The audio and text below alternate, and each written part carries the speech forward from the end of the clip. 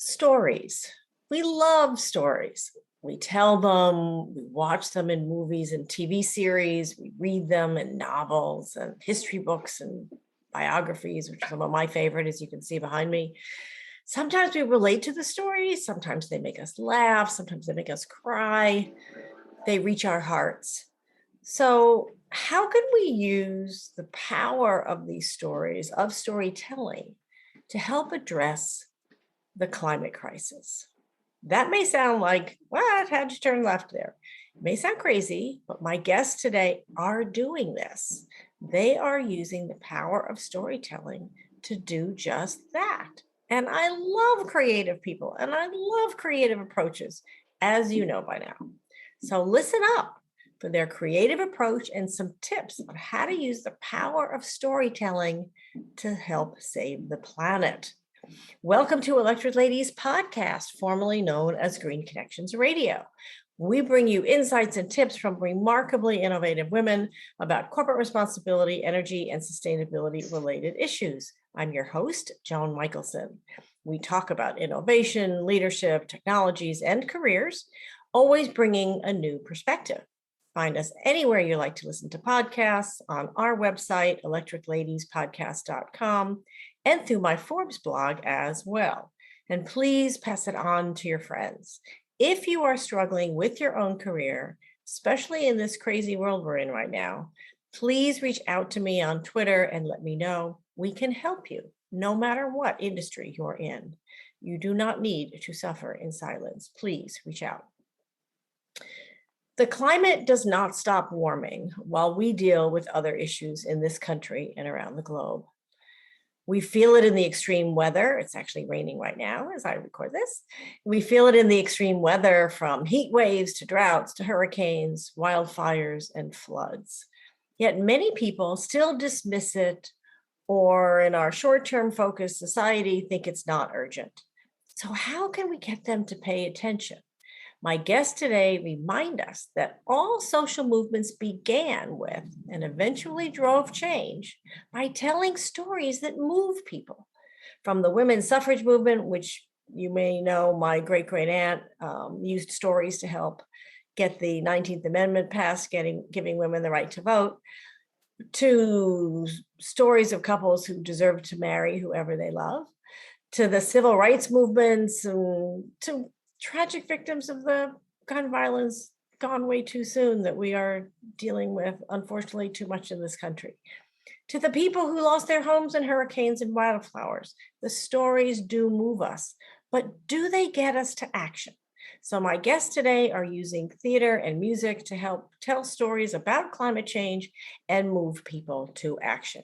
Let's find out how. I'd like you to meet Sandra Bargman and Chantal Bilodeau, who produced a terrific creative event recently on storytelling and climate change, which we'll hear about in a minute. Sandra Bargman is an actor, a singer, producer, director, podcaster, coach, and an ordained minister. Get that?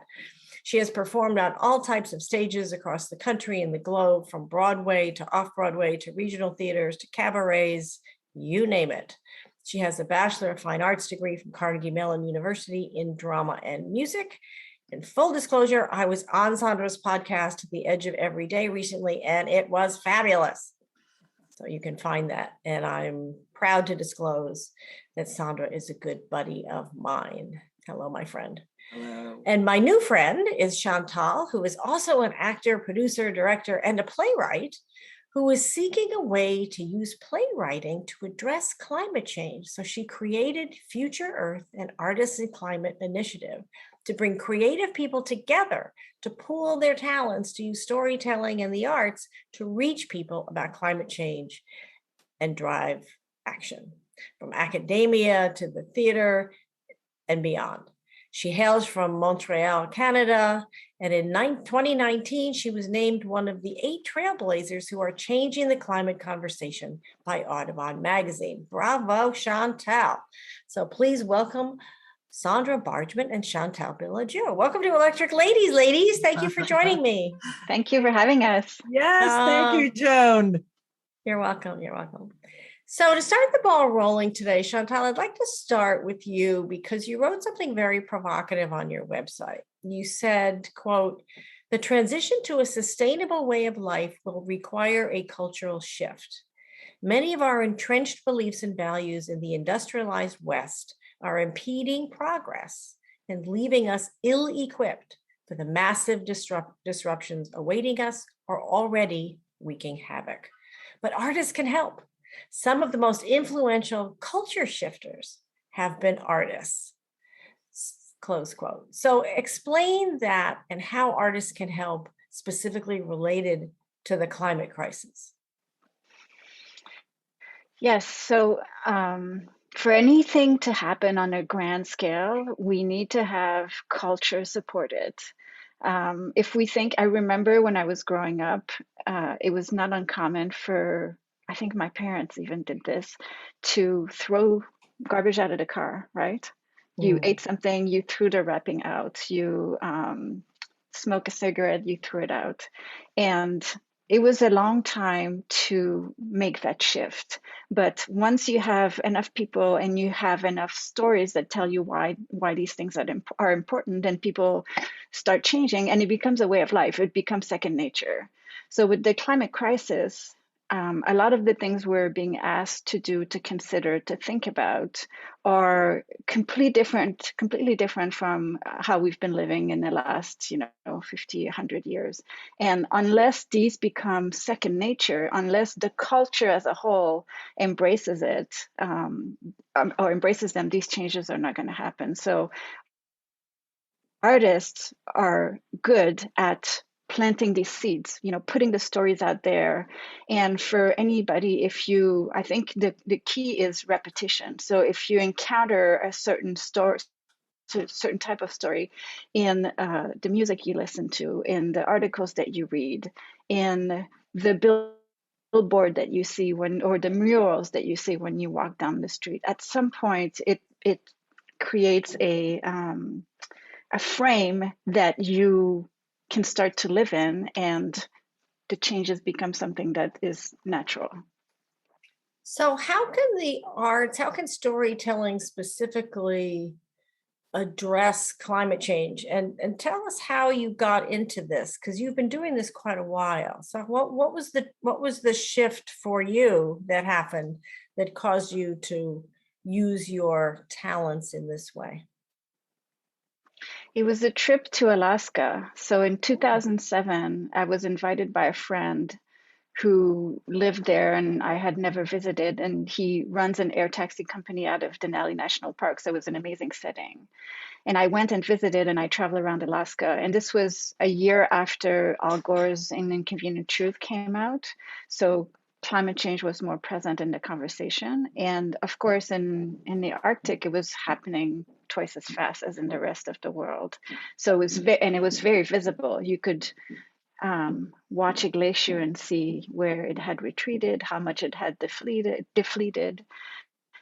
And I came back thinking, how can I give this experience, this very visceral experience, to people who might never go there? And that's what got me thinking about bringing climate change into my playwriting. And I forget, what was your second question? That's okay. That's all right. That's right.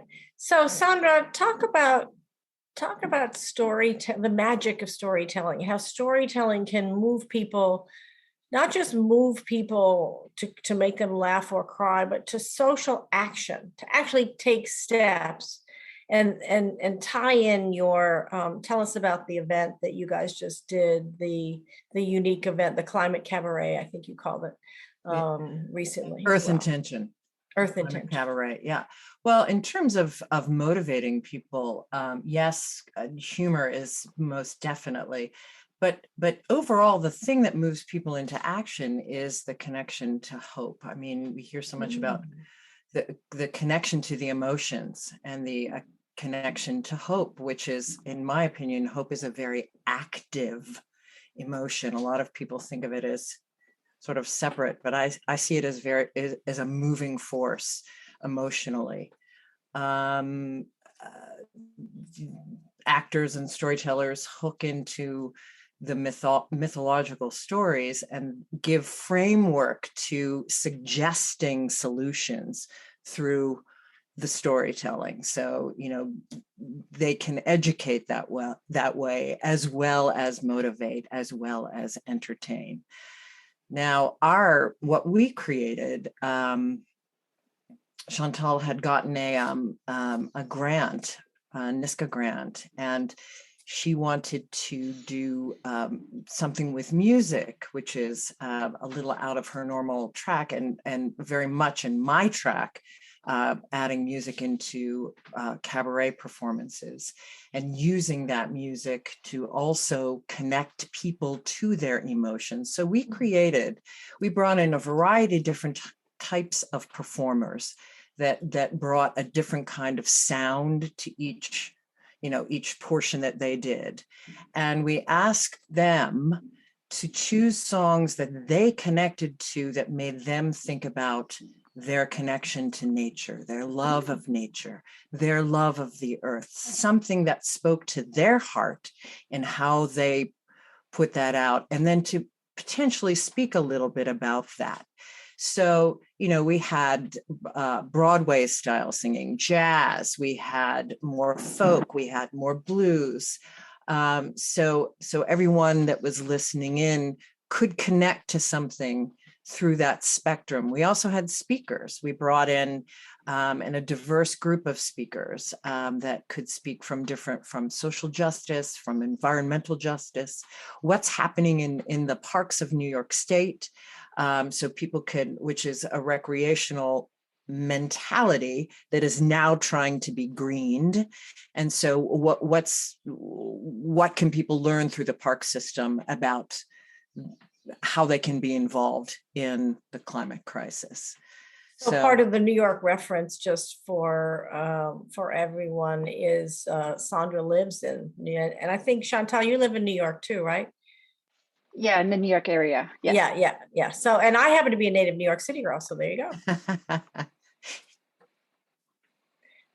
That's great. I wasn't able to watch the video, so I'm glad you described it.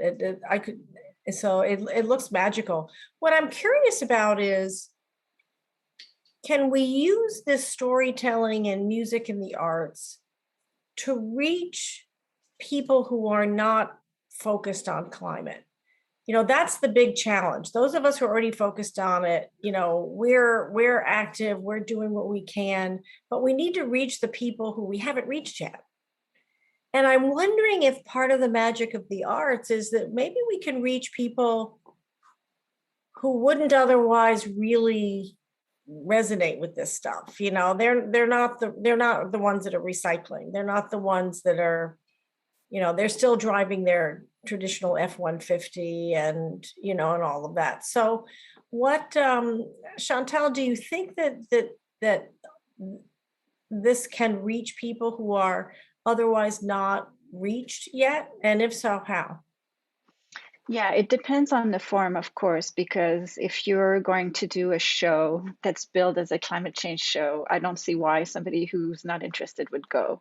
So that's not the way to reach people who are not engaged. But anything with popular culture, if you have a film, I have a friend who's doing a lot of work with Hollywood writers to get them to include information in the background. So it's not the main thing, but in the background of whatever shows they're writing. And what she told me is that this was a strategy for health some years ago, where heart health and a lot of health condition were put in shows. And when they surveyed people, a lot of people would get their information from whatever soap they were watching more than from a doctor. So if that can happen, or if a song has climate change in the background, photography, anything that is, I would say, that is not billed specifically as being about climate change, which would just turn off anyone who has no interest, has the potential to meet people. And then, especially if it's a personal story, then it's not about the grand issue of climate change, but it's about one person, one farmer going through whatever they need to do for their crop to be successful. One person who lives in a fire zone and has to decide whether they rebuild there or they move somewhere else. That kind of things. Yeah. Oh, I think that's great. That's brilliant. Yeah, one of my guests is has a company that reduces the carbon footprint of the film and television production itself, where they go in while the production is being planned and help them actually design the production schedule to reduce their carbon footprint. It's really fascinating. Everything from not using bottled water to the whole catering operation to what kind of generators they use, because now there's solar generators, et cetera, instead of those really loud, horrible ones that I've seen on sets. Yeah, I like that. The cleverness of kind of seeping it in. It's kind of like, Leonardo DiCaprio's movie was called Don't Look Up. It wasn't directly about the climate change, but it was pretty clear that was ultimately what it was. It was a metaphor in a way, right? The crisis coming. Sandra, the arts can move people, but to save the planet, we need them to take action in their daily lives, right? To transition to solar, to drive an EV, to bug their Congress people to vote for legislation. So how can the arts move people to actually take action, or can it? Well, it's a great question. I mean, thinking about what the last question you asked, reaching to people who may not even want that. But what about, and Chantal also, she and I talked about how do we reach people who are in overwhelm? That's the other thing. That how do you engage them in a way where they just shut down? They're just so overwhelmed and they don't see any kind of action or any kind of, they just give up and they don't take any action because they don't feel as though anything is going to help or that they're going to make a difference. So I think, the only thing that I can think to that is to really somehow inspire the sense of hope. Again, I always come back to that sense of hope. Because ultimately, it's coming. So they're going to have to get there at some point. But to tell a story, to give those individual experiences that they can relate to, that help get them out of that sense of overwhelm or that disinterest into a sense of hope and desire for their children. If you engage their children, if you engage the long-term story, that seems to have more of an impact. Yeah, the kids who are, the Greta Thunbergs and the Alexandra Villaseñor and the other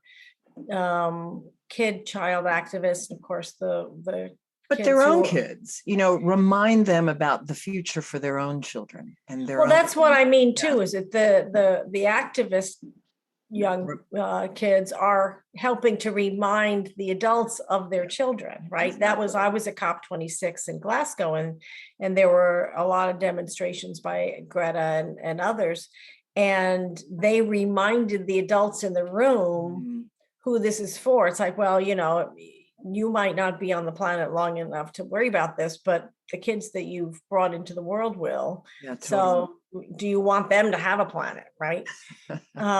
So that's good. So what you're saying is that the sense of hope and diminishing the overwhelm makes it easier for them to act. So go ahead. A bit. I don't know that it's easier. I think it connects them potentially can connect them. So it maybe takes away an obstacle to acting too. If you're overwhelmed, you just you crawl into bed and pull the covers over your face.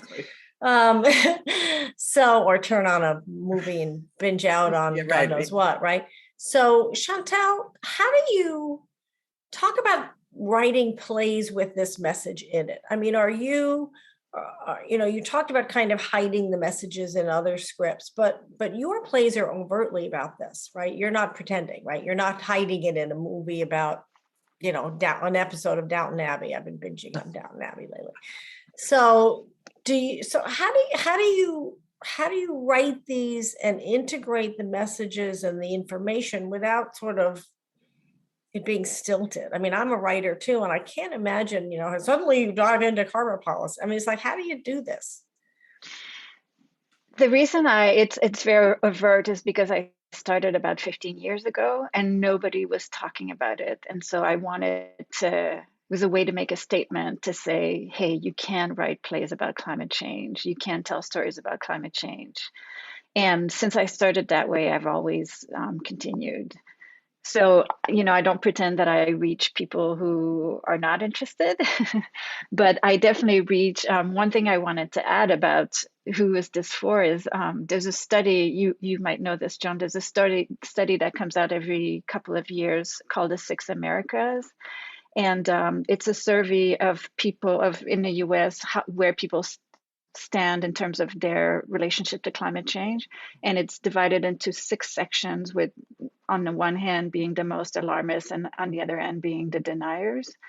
And the greatest number is actually the 4 categories in between. So people who are concerned to some degree but may not be active. So these are the people I very much try to reach, put them in a room together, get them to experience something, maybe talk about it, and then nudge them like one step further towards being more engaged. And then in terms of the stories, it has to come down to personal stories. So I am focused on the Arctic. I wrote the first play I wrote that was about climate change. It was a lot of characters, but there was a climate activist, a climate scientist, some Coast Guards, and it was about how the different interests that are playing out in the Canadian Arctic came together, and how people had to find ways to work together. And this was very overtly about climate change, though I gave a challenge to myself where at first I thought that the words climate change are not going to appear anywhere in the play, but in the end, they appear once. So it's not really about teaching people. It's not about, so that's the difference between the art and activism. Activism, you want to take people in the fastest possible way from A to B.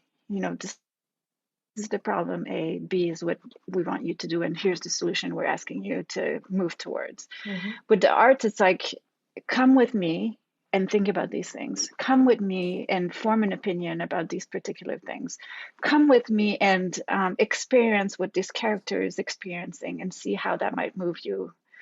So the most recent play I wrote, again, has some direct mention of climate change, but it's called No More Harveys, and it's about how all of the Harveys of this world, Harvey the hurricane, Harvey the Hollywood producer, and all the Harveys, which in the play are defined as people who have too much money and power and essentially abuse people and resources.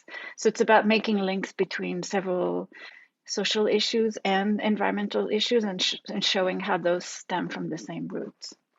Wow.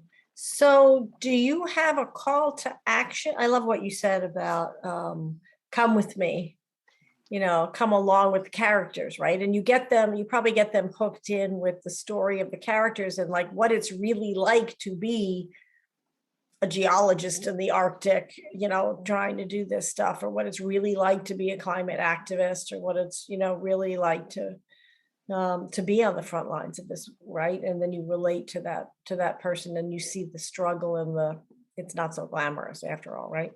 But do you include a call to action in your plays, or like at the end of it, or like on every seat, is there an envelope to donate to X, or do you not have a call to action embedded in it? There's no call to action in the play. I believe that has to be, the play is the invitation, and the call to action has to happen after. So depending on where the plays are presented, sometimes there will be panel discussions afterwards with local organizations. There was one time where there was an invitation to write a letter to the local representatives to take more urgent action on climate. There's another project I do where people come up with all kinds of these actions. Sometimes it's tree planting initiatives, shifting to a plant-based diet. People are very creative in the way they come up with actions that are actionable in the moment, not just like I'm going to vote in the next election in 4 years, but something that they can do right now. Right now, right. While they strike it while the iron is hot, right? Yeah. So Sandra, you had an eclectic group at your event because, you weren't in the thick of the climate activist society, right? Or where your event was. So how did the audience, both in person and online, respond to this? Because they were not, they obviously were sympathetic, or they wouldn't have come to something that was called a climate anything. But unless they're just love you like I do, and they would show up to whatever you would do. But seriously, would they, how did they respond to this? And how did they respond to the message being embedded in the music and the performances? Well, I think because we had speakers, first of all, yes, you're right. Everyone who was there is already aware of this, but because we and somewhat engaged in wanting to support, but because we had speakers, and because we also wove in ritual, which connected people to try to take some steps as well, I heard back that it really was informative, and it helped people to think about how they might want to speak out a little bit more and find a little bit more information. Even the performers that we had said that kind of thing to me, and I'm sure to Chantal. They learned a lot about and were inspired to tell more and to involve people that they may know. I think it's incremental. Once you can get a little hook in someone, then you can get a bigger hook into them, and they can get a little hook into someone else. You can move them a little further along. Exactly. Right? And if this sense of overwhelm, getting people out of overwhelm is a big thing for me personally, is because I feel as though that can't be an excuse anymore. I'm just so overwhelmed. Moving people even incrementally out of that and into, so these are some of the steps. And after we had finished, we had the weekend, and we were talking, Chantal and my husband and I were talking about, okay, so what immediately, how can we're going to do this every year. How can we make this better? What can we provide that can help people do exactly what I just said, move them incrementally, give them small steps that they feel that they can take. And so we started making lists of what that can be, and engaging them emotionally with those steps. Oh, that's great. That's really good. And I would imagine that some of the feedback that you got is helpful for anybody trying to do this, right? Trying to leverage the magic of storytelling that, Chantal wrote about on her website too. Chantal, a couple quick things about your climate work writ large, and how you're taking this to another level. You're really embracing this incredibly. I saw that I'm curious about the incubator, which is coming up, but I'm also curious about this compendium, if you will, of university courses and things that tie in the arts and climate. Talk about that, because I've never seen, I've been in this work for 17 years, and I've never seen, I've seen selected, somebody who's working it in and whatever, but to have an actual compendium of all these courses and all these professors, I would imagine you could have some kind of a confab of all the professors saying, oh, let me learn from what you're doing at Boston College and put it in blah, blah, blah, right? This list is a way to connect all of us and to be able to exchange knowledge, I guess, and expertise. It's a list that exists on a website called Artists and Climate Change, where professors submit courses that they are teaching, have been teaching, in their syllabus if they want to, and we have it all listed there. And there's also a number of programs. I of course, there are ways. So we've talked about the arts in and of themselves, but there are ways that the arts can be included in courses to talk about climate change that gives a different perspective. So for people who are not in the arts, for example, students in environmental studies program, I have seen them experience a play, let's say, that deals with climate change and be like, oh, for them, climate change is science.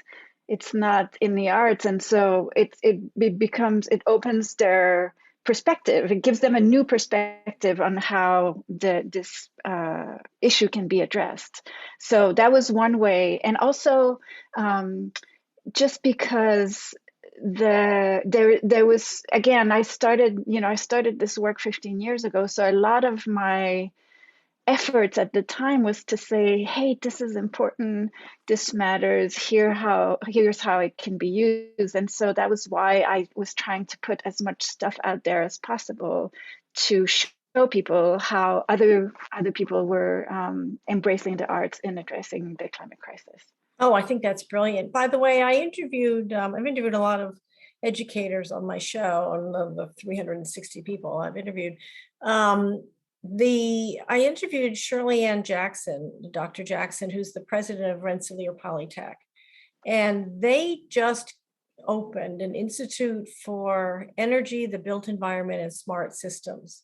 And so what I'm thinking of is it's not about climate change per se, but obviously everything they do is to develop a new built environment, smart systems, and energy. So you might listen to that episode on my show and maybe reach out to them, because I can see how she, of all people, would be so inspired to have another way to help get this message across, to reach, the typical scientists who go to Rensselaer, who are looking for, who are engineers, right? And then I love what you said about it. It makes them go, oh, wow, here's another way, right? That's really cool. So I just want to talk about your incubator, and then I want to get some career advice from each of you for everybody. So Chantal, talk about the incubator trip. You mentioned that Alaska inspired you to do this work in the first place, but I think I saw that you're doing an incubator trip to Alaska, and I'm intrigued that you said you're using exercises to help participants engage more with climate change through the arts. So what kind of exercises can those take me under the hood here, girl? The incubator is 5 days. So people commit to coming from Monday to Friday. I've done it in New York before. This year it's in Anchorage. And I'm so excited because it's the first time post-COVID that I bring it back. And it's a combination of guest speakers, discussions, and creative exercises. And creative exercises may be, for example, putting people into small groups and saying, okay, here's one thing I've done before. Putting people into small groups and saying, here's the type of stories we hear about climate change, disasters, policy failure, it's all negative. Here are things that we can think of as being positive: shift to renewable energy, more awareness of indigenous sovereignty, things that are actually a positive. And then I say, you have 20 minutes, an hour, build a little performance around that. What would how would you communicate a hopeful story to people? Mhm. So it's almost like, it reminds me of the exercises in improv, where you're given a word, or it's like, okay, everybody go around the room and shout out a word that relates to X, and then suddenly everybody has to use that collection of words to create a scene or a skit or whatever. So it kind of sounds like that a little bit to me. Yeah, similar. Yeah. Oh, I bet that would be fun. The creative spirit in me is going, what would I do? So before I let you go, I like to give career advice. I like to give advice to mid-career women, women like us, if you will. I mean, I joke that I'll be mid-career till I'm 6 feet under, because I'm always looking at the next thing. But each of you has had such unique careers and used your gifts and talents so in such special ways to make a difference. It's really, really interesting. I'd like to get advice from both of you. So, Chantal, let's start with you. What advice would you give to a mid-career woman who wants to use her education and her experience to make a difference? She wants to make money. She wants to be successful and accomplish things. So what would you tell her? I would say for anyone who is maybe not in the field directly related to climate change, to find how climate change is affecting that field and to see where are the leverage points. So what is it that could be changed? Again, not, in 10 years when the whole big plan is approved, but tomorrow. What is one small thing that can be changed tomorrow? And then one small thing that can be changed next week and next month. That's great. I love that. I'm gonna let that ringing go. I forgot to grab the phone to turn it off. My editor will edit this out. I usually grab it so I can turn it off right away. And I've been on calls all day and just completely forgot. Okay. I love that, Chantal. I love that. So look at how, no matter what industry you're in or what aspect of an industry you're in, how is climate change affecting that? And then kind of find a piece of that that resonates with you. And I love that, because a lot of people say, oh, I have to quit my job because I'm not, working on climate change and I need to, it's like, no, you don't need to quit your job. Sandra, my friend, my sweet friend, what would you say? Well, I don't know that this is going to answer for if they want to make money, but it's never too late to pivot. I mean, I think people who are mid-career, women particularly, we always feel like, my time was then. It is never too late to pivot and to reach for a new tendril, a new portion of where it is you're passionate about, your work. And I think probably the other thing that reflects my career is don't feel as though you have to pick one lane. You can pick more than one lane, and both of those lanes or more can be successful. Oh, I love that. Yes, I'm the same way. And it's so funny because our society so often wants you to be a this or that. Yes. And it's like, well, people say to me, what do you do? What kind of work do you do? And I say, well, depends on the day. Right. What hat do I want to wear today? Right.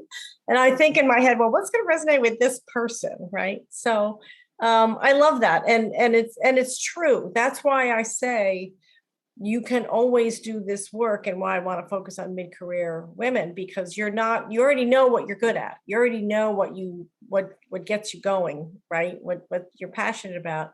And you have education experience to work with. So you've got a foundation, then you can build from there. So that's wonderful. That's really glorious. Any last thoughts, ladies, before I let you get back to your lives? The only last thought that I have, Joan, is that you need to be in the show next year. Oh, yes. Sold. Yes. Honey, I'll come back to your house in the Catskills any day of the week. Yes. All right. Start thinking about the songs you want to do. Oh my God, you don't want me singing. No. I'll be a speaker, not a songster. All right. Miss Chantal? Find your people. I would say find your people, because it's hard work. It is overwhelming, but when we find our people, it makes it that much easier. It's inspiring, isn't it? Speaking of which, I forgot to ask you, how did you guys connect? I had Chantal. Well, no. Before, I had just done I had just done Al Gore's, who's my boyfriend. I had just done his training, climate reality leadership training, in my hometown of Pittsburgh in 2017, and a friend of mine who is a director and an actor in New York City said, have you heard of Chantal Bilodeai and the work that she's doing on climate change and combining it with the arts? And she's speaking at some venue in New York City, and I attended, and one of Chantal's plays and two actors, it was a twofer, opened the presentation. I loved the play, and then Chantal spoke, and she had a panel of scientists and creatives. It was so up my alley. I absolutely loved the weaving and the tapestry of the event. And I met her afterwards and, introduced myself and said that I had just done the training, and, became an instant fangirl of her, girl crush, and followed her work on social media. And then when I invited her on to The Edge of Every Day, my podcast, and at the edges of art and climate, much the same. Perfect. Exactly. It's the intersection. Yeah. And we had such a fantastic conversation. And afterwards, she told me about what she wanted to create with Earth, what became Earth Intention, a climate cabaret. And it was decided right then and there after that conversation, and bam. Oh, that's great. What a great story. See, storytelling is magic, isn't it? It's just incredible. Truly. So thank you both for joining us today on the Electric Ladies podcast, Sandra Bargman and Chantal Bilodeau. Hope I said that correctly. It's been a while since I spoke French. You guys are amazing. Thank you so much. So what do you think? Do you think the arts move social change? Have the arts moved you? If so, how? Tell us on Twitter at Joan Michelson, and send us any questions there as well for Sandra and Chantal. We'll have a drawing of responses, and the winner will get a complimentary 30-minute coaching session with me. And please subscribe to our mailing list to stay abreast of our amazing, talented, brilliant guests like Sandra and Chantal, our blogs, and career advice. I'm Joan Michelson. Thank you for joining us. See you next time.